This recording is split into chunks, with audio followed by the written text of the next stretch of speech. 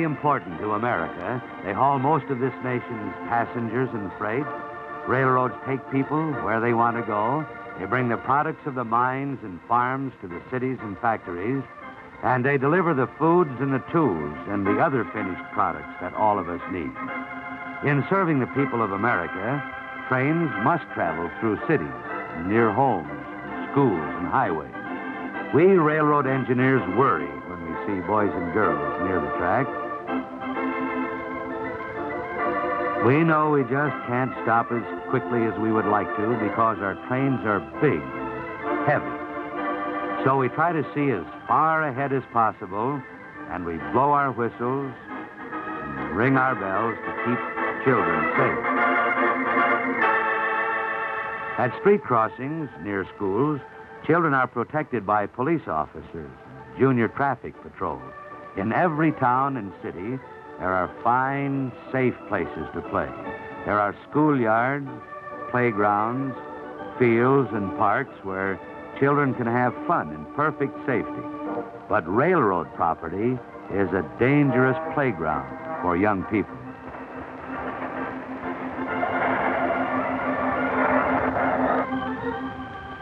Not long ago, 5 children who live in my neighborhood went down toward the railroad yard on the way home from school.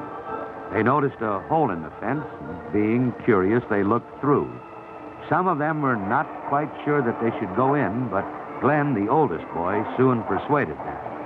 This was a very busy yard, with many switch engines working, cars moving back and forth, but the children never gave a thought to the danger.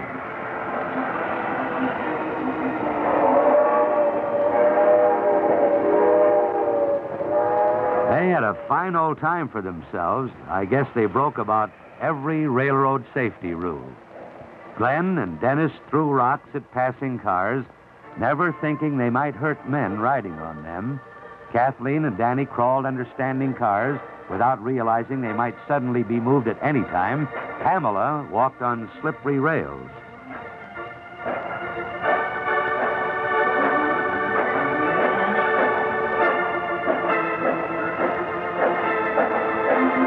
First, Glenn started climbing up the side of a car while the others watched.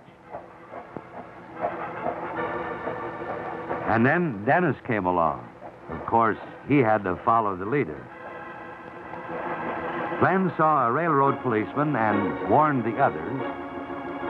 Officer Conway, patrolling the yard, saw them at about the same time, and my, how those children did run, with Officer Conway after them, but he was too far away to catch up. Dennis, in his haste, forgot his lunchbox. They all ran for the fence just as fast as their legs could carry them.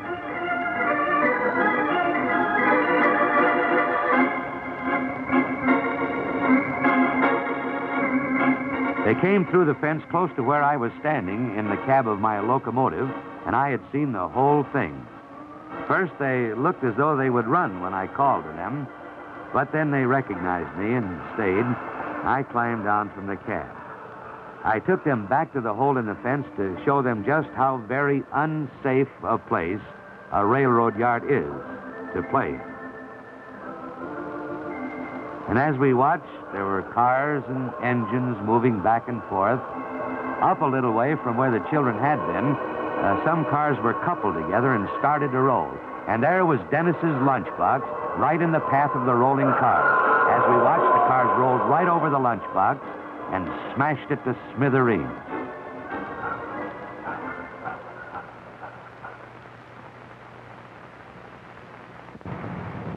Now, I want you youngsters to just think what could have happened if you'd been where that lunchbox was. Now you can see that Officer Conway was merely trying to save you from danger. And you know, I think that a lot of my gray hair comes from watching you youngsters play on railroad property. I tell you, it's an awful, helpless feeling when suddenly you see a bunch of boys and girls out in front of your engine and you wonder whether or not you're going to have time to stop. You know, I've been railroading for many, many years, and I'd like to tell you some of the things that I remember. One day, a long time ago, young Don Walker decided to take a shortcut across the trestle. He thought it'd be more fun to walk the ties than to take the path where he knew he should have gone. He just started right out across that trestle, never thinking what he would do if a train came along. Now, about the time I was whistling for the tunnel at the other end of the trestle, young Don must have been about a third of the way across. Even halfway across and way up high, Don wasn't much scared. That is, not until he heard my engine coming. And then he ran for it. I saw him, too. I threw on the air, but by the time the heavy train stopped, Don was out of sight.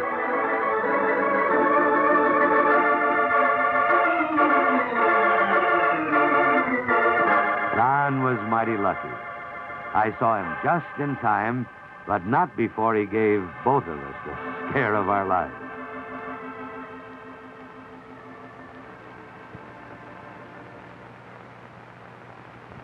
Many switches on the railroad are controlled from a tower, some distance away.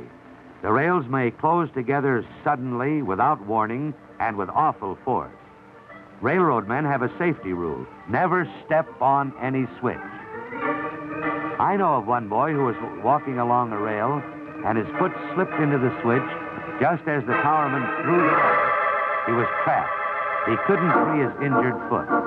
Luckily, the towerman saw him and threw the switch in front of him just in time to turn an engine that was racing toward him. I tell you, that was a close one.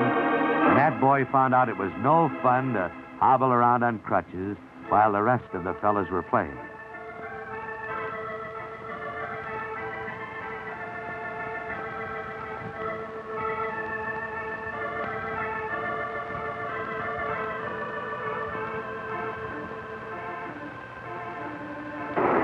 One of the worst things that children do is to throw rocks. They don't see any harm in throwing rocks at freight cars. Seems like fun to watch the rocks bounce off. That's bad enough because trainmen may be riding the cars.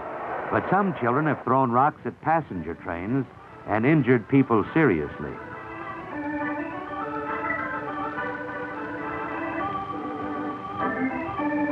I remember a little girl who took a train ride with her mother. It was her first long trip, and she was happy and excited. Her mother let her sit by the window so she could watch the many interesting things they passed as they were riding along.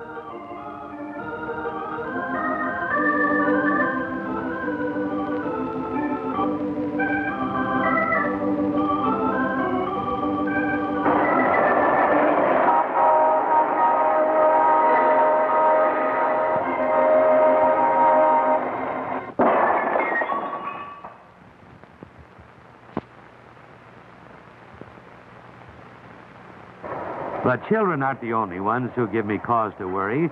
There are grown-ups, too, who do some mighty silly things and never realize the danger. People who race trains to the crossing have given me many of my gray hairs. They don't seem to realize that trains move on tracks and can't swerve out of the way, and trains are heavy and cannot stop suddenly.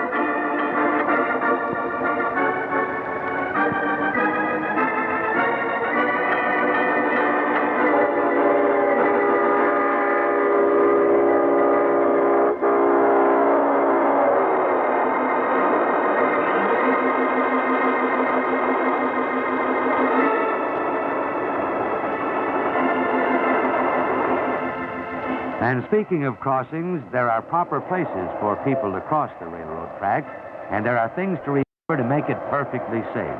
Look both ways before crossing any track. Cross only at regular crossings, obey the warning signs, and when there are flashing lights or wigwags, don't attempt to cross until they come to a complete stop. Never cross tracks immediately behind trains. There may be another coming on the next track.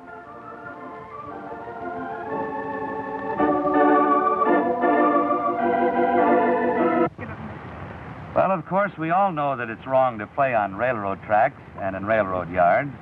But what worries an engineer more than anything else is the thought of what might happen to one of you boys or girls. We're so interested in your play that you just forget where you are. You can't see an engine approaching or you can't hear a car. And smaller children, of course, they don't realize the danger. So it's up to you older children to set them a mighty good example and see that they never play on railroad tracks. Now, let's every one of us do every single thing that we can to keep all children from playing on railroad property.